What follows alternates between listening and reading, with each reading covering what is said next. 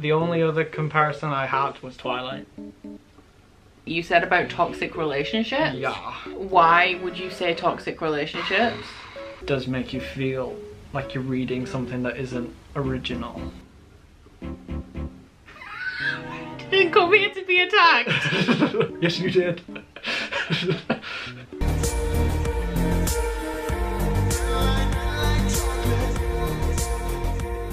So if you guys are familiar with my channel at all, then you'll know that Sarah J Maas is my favourite author. A Court of Thorns and Roses is the first book that I read by her. One of my favourite series of all time. This was my favourite book when I read it. Is it your favourite book?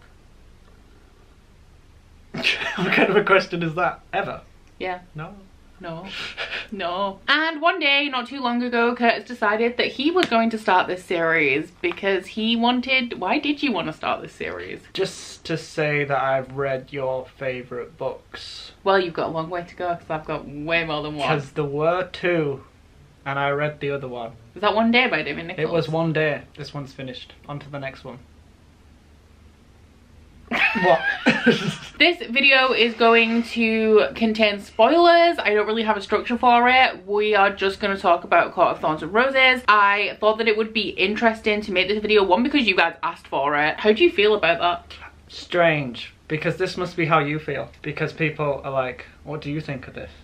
Probably all the time. I'm just a booktuber. Booktuber boyfriends are special. I'm just a kid. They're like, how can I put it in like man terms? Mythical beasts. They're like ultra rares, and people like them. I don't think that's as rare as having like a nerdy girlfriend. Nerdy girlfriends exist, men just refuse to acknowledge that they do. Yeah, okay. How do you feel about that? It's cool. One, yeah, you guys asked for it, and two, Curtis is not part of the online book community. He's unfamiliar, aside from what he's heard me say about all of the things that other people say about Sarah J Maas and how much she's hated.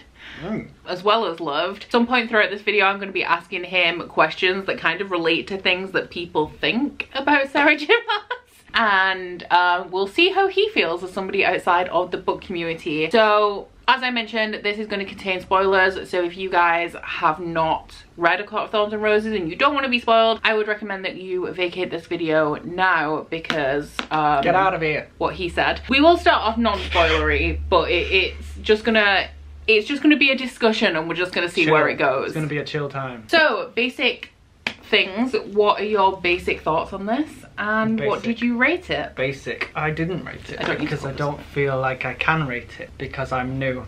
I might rate it once I've read the others in context of the whole thing. Because like with albums, when I listen to albums in a discography, it's like in the context of that discography, how does it rate with the others? Okay, so I get what you're going with that. And also because the only other fantasy things I've read have been Twilight, Game of Thrones, the big ones. This is also one of the big ones. This is now one of the big ones that's kind of under the radar, I feel. As far as public, until like it gets an adaptation. Yeah, that's like just a really weird, that's coming, did I tell you? Yeah. It's not a good time. Well, that's interesting to hear, as I just mentioned about you being outside of the book community. Like nobody would ever say that Sarah J Maas is underrated, and there is currently a debate going on, mainly with Book Talk, where they keep recommending underrated books, and it's like this, which is not underrated in terms of the book community. Yeah. Obviously I don't know where book talkers are coming from in terms of like what they've been exposed to with online book world before, but they seem to think this is underrated, and you also seem to think it's like underrated. I don't think it's underrated, I just don't think it's a household name. Yeah, but like underrated in terms of nobody knows about it, but it is a good book.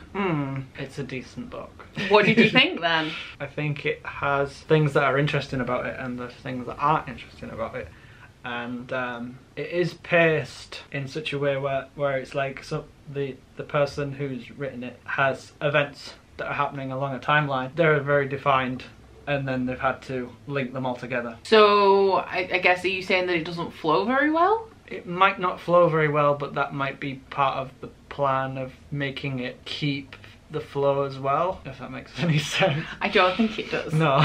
Flows fairly well, but you can tell that it's like isolated instances, and then like on to the next isolated and you incident. Feel like things aren't fully smooth. Like 1 minute they don't like it, and next minute they do, and stuff like that. Oh, and it feels very sudden how everyone changes. lack of development, like sudden developments. Why is he selected a book for himself to read? Because he needs to meet his challenge and read more pages than somebody else on the YouTube. Has he paid for it? I don't know, he could be coughing up a fur ball. He's staring at something. So yeah, so you think that there's a lack of development between the relationships and how quickly they progress? Yes. See, when I first read ACOTAR, I thought that the romance was not necessarily a slow burn. Kind of slow in the sense that nothing romantic happens for a while and then something romantic happens, but it's very short. I really felt like she took quite a while to warm up to She it. does, yeah. There's a lot of... You totally hate them because we are... I feel like when you read this, we are Fira. The reader is Fira. And lots of it is I do this and then I do that. And it's a lot of I's and you feel like you are Fira and you see it through her eyes and you hate them. But you also like the fact that she cares about family.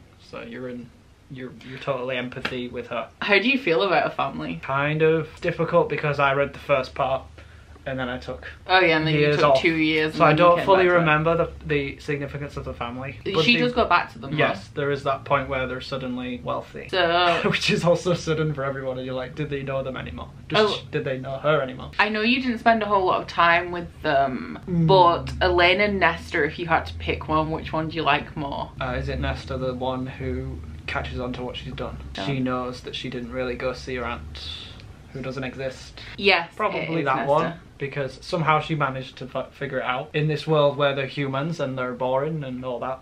Elaine's the one that grows flowers and Nesta's the one who's a bit of a bitch. Only based on that. We got a team Nesta. But this is early days. We don't know who Nesta is.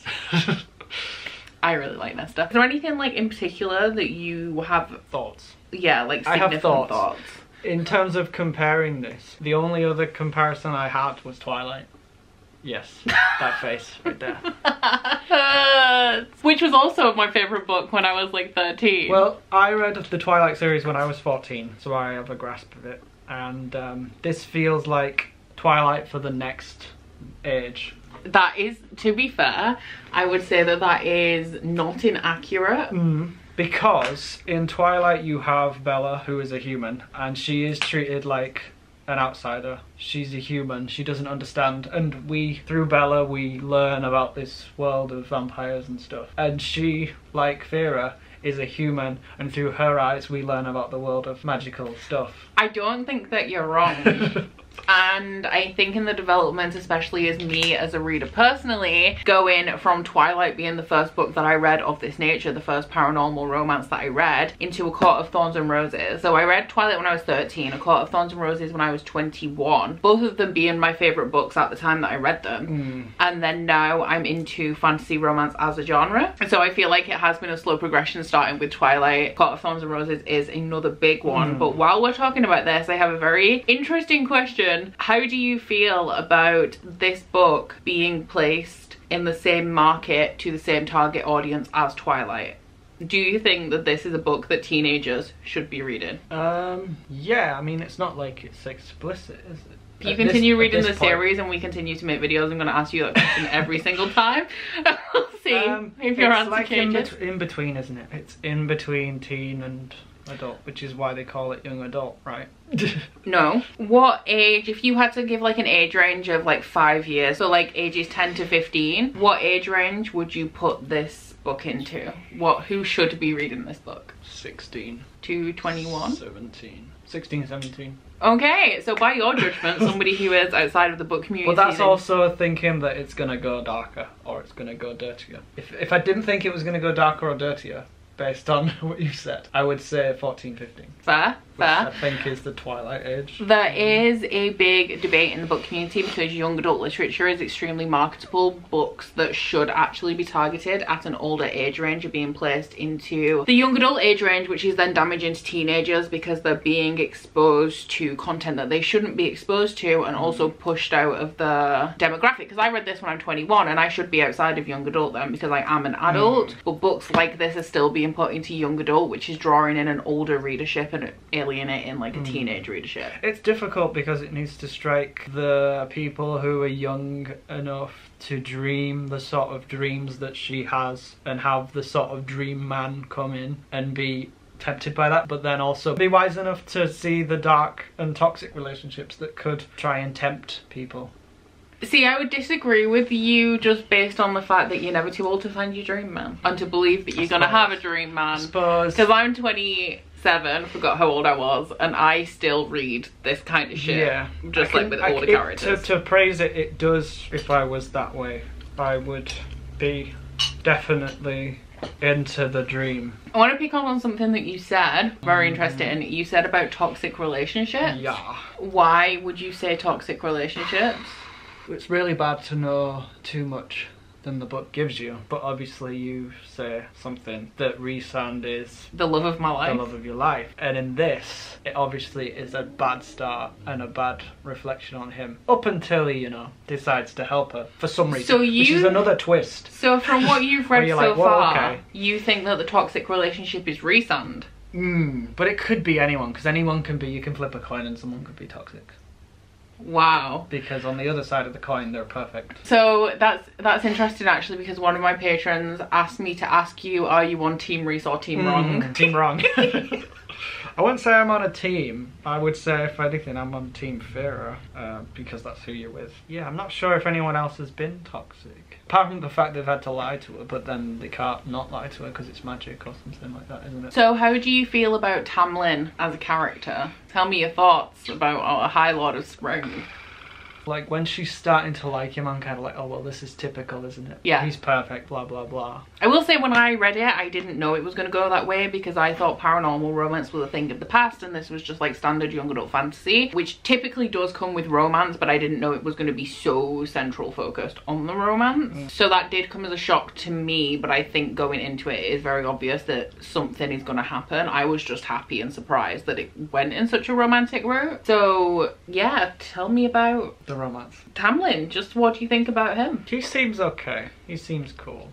Because, like, he is, well, up to a certain point anyway. From the point when he totally tries to protect her and everything, that's cool. We like that, I guess. But then she also doesn't want to be protected, because she's like, I'm independent. I can do hunting and stuff. Do you like that? Yeah, I think that's important, because she needs to be, yeah, it needs to be like, oh, a good message for people, women. I want to say my red flag with Tamlin, I was kind of, I loved Tamlin. I still do a bit. Still do a bit, okay. And I treat A Court of Thorns and Roses as a standalone and just like as preserved as a pretty package, because whole. Yeah, you said that it wraps up real nice at the end. But my red flag for Tamlin was when she goes under the mountain and Amarantha is torturing her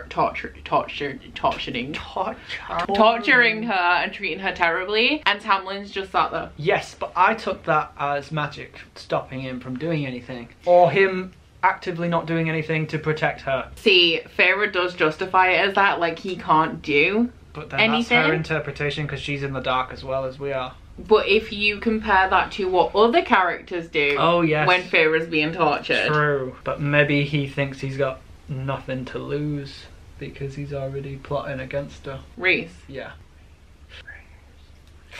I'm so excited. Are you going to continue with this series? Yeah. Okay, good. Because everyone says that you have to read A Court of Mist and Fury, no matter what. If you hate this book, you still have to read A Court of Mist and Fury. One, is it? Yes, that is the next one. Because that is like, a lot of people still say that that is her best book ever. Cool. I really like Crescent City, but my second favourite would be A Court of Mist and Fury.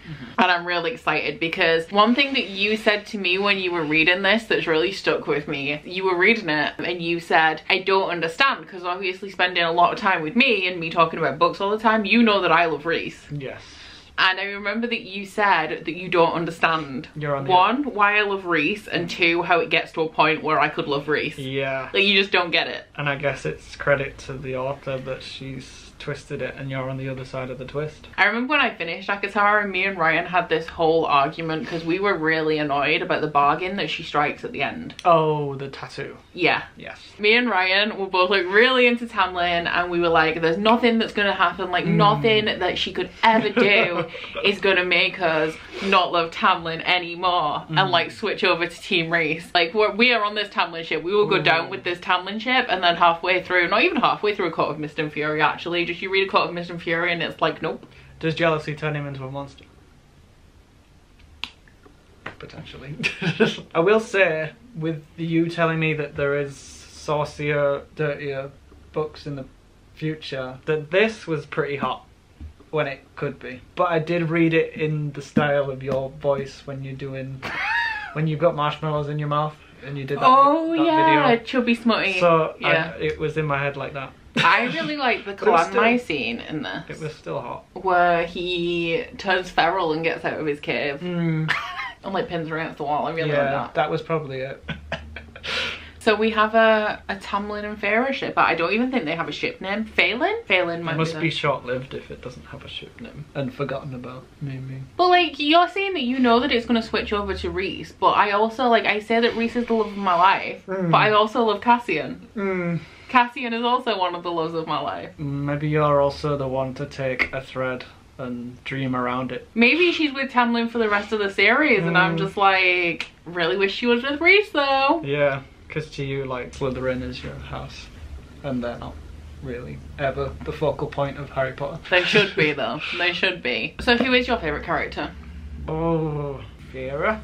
Feyre. Feyre. And then I guess it's Lucien. I thought you'd like Lucien. Why'd you like Lucien? I don't know. Because he was, what is it, Sarky? Or...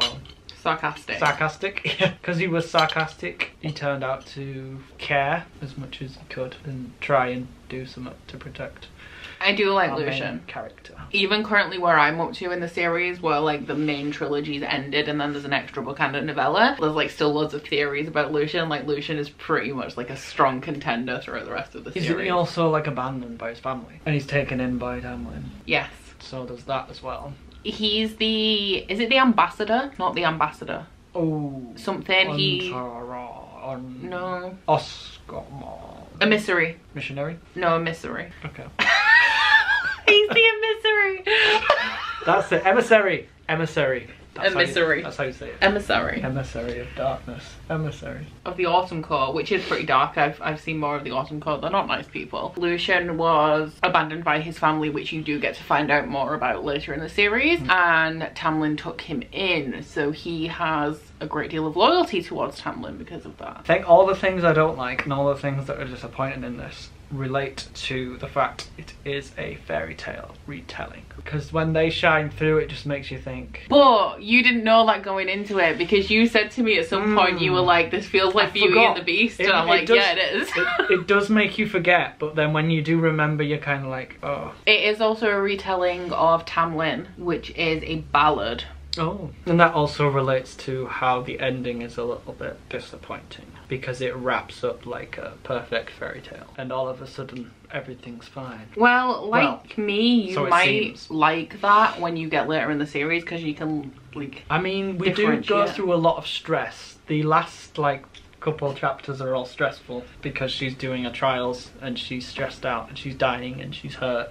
So that is some relief when it wraps up nicely. How did you feel about how, because I feel like the transition from just building up to the romance and that part of the plot to the under the mountain bit is quite quick, because when you were reading it I kept asking you where you were up to and you didn't have that much left, and she still wasn't under the mountain yet. In that case it is fast paced and easy to read, easy to fly through. A lot of the stuff that's happening at the end is sudden. The trials are quick. There's a part where everything kicks off when she realizes she's gonna be, the deal isn't on, and then it's just chaos in the court. Yeah, it's fast. It's quick to read. So do you want to talk about what you don't like about it, aside from the fairy tale? Yeah, what I don't like about it. You can say it. There's a lot of people who really don't, even people who watch my videos, there's people who don't like it. I feel like I've already said it. When you realise it's a fairy tale retelling, when that comes up, it does make you feel like you're reading something that isn't original. Saying that though, like, it does very much follow the structure of Beauty and the Beast, in that she's dragged away by this beast and there's a curse on them that she has to break. But the Tamlin retelling, Tamlin is about, I'm pretty sure it's a male who is saved by his human lover. Okay, so it's a combination of the two. Yeah, and there's also east of the moon, west of the sun. So what parts of it are original? Didn't come here to be attacked. Yes, you did. Okay, retellings, I've just made a video on this, I suggest you watch it. Retellings are very popular, okay? The part of it that's original is the mashing of the two. The mashing of the two. Because you're going in expecting a Beauty and the Beast retelling, okay? This is, I'm defending my queen right now, which I spend too much time doing. You're going into it expecting Beauty and the Beast, and you do have other elements in there, like the Tamlin thing should be obvious when you realise he's called Tamlin. Absolutely. But he's a fairy, and Tamlin is a fairy name, so it didn't click for me that it is Tamlin. And also, I'm sure it's called East of the Moon, West of the Sun, which is something that Jade picked up on that I am unfamiliar with. Got elements of that in it as well, which I think the 3 trials are part of that. So it is like a mashup of a whole ton of stuff. You don't see Beauty and the Beast getting down and dirty like these do. No, that's nice. Very original. Also, just to let you know, the sequel is a retelling of Hades and Persephone. Okay. Do you know Hades and Persephone? No, but I've heard you say that so many times, and it's making me think how many people are writing retellings of that. So Hades and Persephone is, of course, the god of the underworld. Hades. You know this. Persephone, she's the goddess of spring, I'm pretty sure. And she is taken down into the underworld by Hades, and she's told that she can't eat anything, but she eats the pomegranate. And then she ends up striking a deal or a bargain, I can't remember how, but she spends 6 months of the year on Earth and 6 months in the underworld. So that's why we have seasons, because when it's spring and summer, Persephone is on Earth, and when it's autumn and winter, see how that's going to be applied to this series. She's in the underworld. So that is the origins of Hades and Persephone. But as it's been retold and retold and retold in modern media, it is essentially now just like Big Dark Daddy, innocent human girl. Okay, abusive. Toxicity. That's interesting that you say that, because Hades and Persephone has been romanticized a lot. The original myth is very abusive. Just because he's the god of the underworld doesn't mean he's a bad guy. He tried to make Hercules human, mortal. Disney. That's my knowing of that. So yeah, like the original myth is toxic, and it has been romanticized, and there's no denying the original myth is toxic, but now it's become like character archetypes. So you just have like your dark character, normally like a hell god or like a dark lord, and your innocent human character. And it is very popular in romance. I can see I've got a Hades and Persephone retelling right there that's a romance. I feel like this is a new thing. It is a new thing, but I have been telling you that TikTok is facilitating the rise of the dark daddy. The rise of the dark lord. Anything else you don't like about it? I didn't like that it did the same thing as Twilight, like I said, where you're a human, but I feel like that probably helps to get us into it and get us to understand everything that's going on as much as we can. I understand why you're comparing it to Twilight. Stop saying Twilight. But romance, paranormal romance, supernatural romance, fantasy romance, very commonly, up until very recently, follows this trope of having your like immortal lover and human woman. And also the human ends up being like them, i.e. Twilight, when she's the end of Twilight. Pregnant. Oh she has to survive. Yeah. Oh yeah, because she does actually get turned into High Lord, High Lady. One of the Fae. What did you think about that? How do you feel about resurrection tropes? I liked it and I didn't like it because it's a cheap way, innit? But then she has to carry on. If she dies, then so do we. What do you think about the fantastical elements in the book? Because that was probably the most interesting part. Yeah, because I don't think it's all very focused on breaking the curse. The magic and the wonder is very much the heart of it. The imagery of, you know, when they take her out and stuff, and there's things that she can't see. There's things she can't see, and they turn it on and let her see things that she can't see that's there. And so that's like, you know, there's only so much human eye can see. How do you think that's going to progress in the sequel? Hopefully a lot more of it. Also, as I told you, I liked the way she described the music, like it was a thing that kept her alive or something like that. When it's playing through the cell. Do you find out in that book where the music's coming from? Don't think so. Okay. Don't think so. I think it might be in the sequel. Have I directly asked you what you think about Rhysand? Don't think so. What do you think about Rhysand? Based on this book alone, he is awful. He was awful up until he tried to save her, and then he only saved her, it seems, so he could strike a bargain. But then she also says at the end, you didn't have to ask for that many weeks. You could have asked for all the time. And then that was very confusing, because if he had all the time, then what was the point in saving Tamlin? Obviously killing the evil queen. I'm just gonna reel it back a little bit, because you said that he's awful throughout this entire thing, up until the point where he saves her. Yes. I'm assuming you mean at the end. She is, when she meets him for the first time. There you are. It's the second time, isn't it? I've been looking for you. Yeah, but I think it's the second time she meets him. He is doing awful things with his claws and people's brains, which were then, the way it's described, it's to get under your skin. Yeah. That's awful. That's when they're in the dining room, isn't it? And she's hidden behind the curtain, and he like... And what makes him change his mind? Why does he turn on thingy? Why does he turn on the queen? if he's fine with it.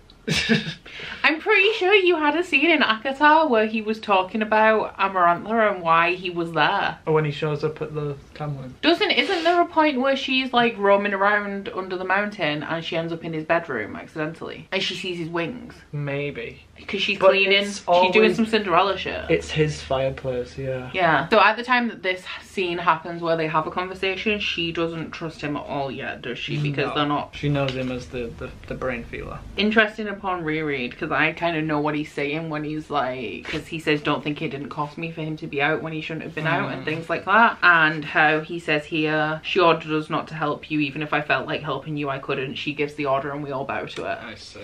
And he's talking about how he has his power, but it's nothing compared to the power that he should have, and how he can shapeshift and all of them can, but Tamlin, like, he just has his wings in his claws. So it is less sudden, and there is evidence that he is not happy with his situation. So speaking of the end with Rhysand, what do you think about how he's just like, oh my god, and then disappears? What do you think could have happened? I thought it was something really simple, like she was smiling at him when he was leaving.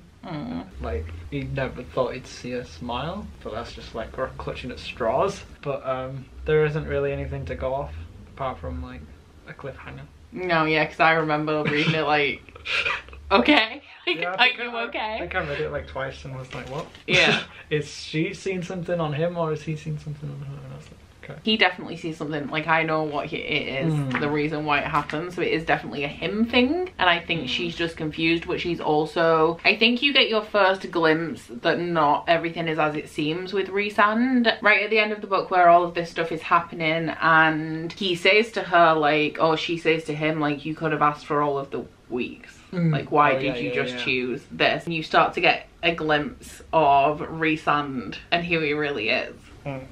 Exciting. I'm really excited because now it's just so interesting. The way that you've interpreted this reading it for the first time is that you like Tamlin. You think Rhys is toxic. You thought that Rhys was a toxic thing, and I actually think that not even from like a romance perspective, I think that you are going to really like Rhys based on you and like your like what you like and what you believe and stuff. I think you're gonna love Rhys. Okay. I really think you're gonna like absolutely love him, and it's gonna be great to see. It's good that they can slowly open your mind and break away from your first impressions of the characters. That is something that Sarah J Maas is like really good at. It becomes a recurring theme throughout her books that she will bring you a character, make you hate them or like them, and then completely change your mind. And it happens throughout like the romances in her series. It also happens with just like general characters. Like, one of my favorite characters in Throne of Glass is Lorcan, and everything you see of him, he's horrible until he's not. So I think that she's actually really good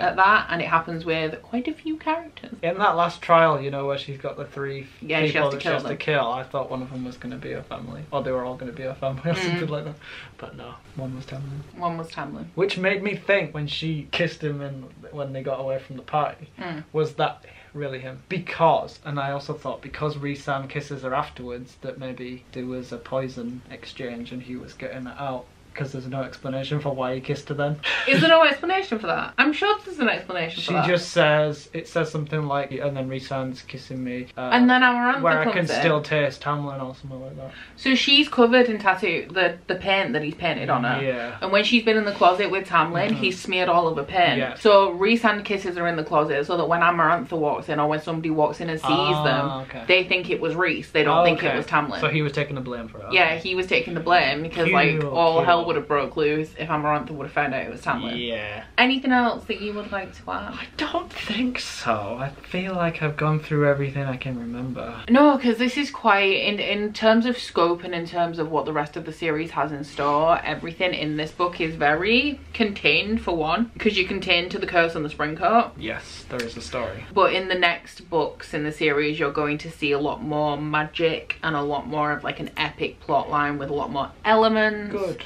A lot more characters.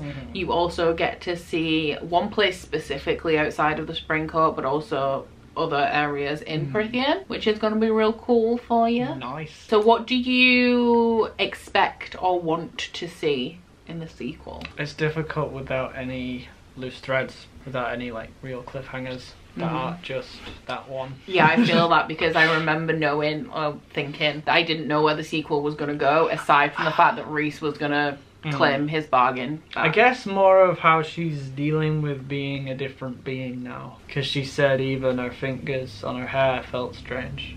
So I guess more of that would be interesting, and if she has magic, you know, what she can do. Also how the other characters cope with her being, because they're no longer as impressive now that she's maybe. True. Something else that I think that you are going to really like in the sequels is that there's a lot of mental health rep, especially in the next. Cool. Which is real cool. Like Sarah J Maas does do quite a bit of mental health rep, but Akamath is good. So yeah, you liked it. I did. You liked, how much did you like it? Because you won't rate it. So like I liked it a lot. Yeah, it was gripping. I looked forward to reading it. When I wasn't reading it, sometimes I'd think about it. I mean, it's been a long time since the last time I read it, and I've been thinking about it pretty frequently. And you will be reading the sequels. And I will be reading more. And will you be coming back here again? I guess so, because God, there was a lot to talk about here. So I imagine there will be a lot to talk about in the next ones. Cool. I guess that brings us to the end of this installment. As you've just heard Curtis say, he does intend, it took him how long? Well, like 3 years to read this, but since you've actually been reading it, it took you what, like a month? Yeah. I guess we'll be back at some point to talk about A Court of Mist and Fury in like a month or so. So what I want you guys to do is leave in the comments any specific questions that you would like Curtis's opinion on relating to A Court of Mist and Fury. Like if you've heard anything in this video and you want to know how his opinions changed, like I know that I'm definitely going to be coming back to the theory that Rhys is toxic. Yeah, if there's anything that he's mentioned today that you would like him to answer again when he's read A Court of Mist and Fury and has a little bit more information about the rest of the series, or just if there's any specific parts in A Court of Mist and Fury that you would like to hear his or our opinion on, please pop those down in the comments. Do you have anything you want to promote? Peace, love and understanding. Peace, love and understanding. Good mental health. I can't link those in my description box. Be good to yourself. You can. Be good to yourself. Read more books. Read more books. I mean, we support that. Read good books. Read good books. Yeah. Click the notification bell. To get more from me, not him. Subscribe if you want to. That is it from us today, guys. Curtis has ruined my intro, but please don't forget to like this video if you liked it, and subscribe if you want to. In my description box, you will find links to my Goodreads, Instagram, and Twitter.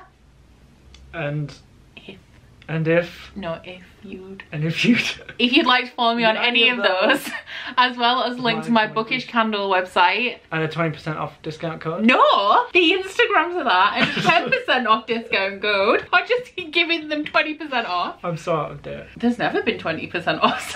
Well, that is it from us today, guys. Bye. Bye. Bye. Oh, you bite your friend like chocolate. You say you'll go where nobody knows, with guns hidden under our petticoats. We're never gonna quit it, no, we're never gonna quit it, no.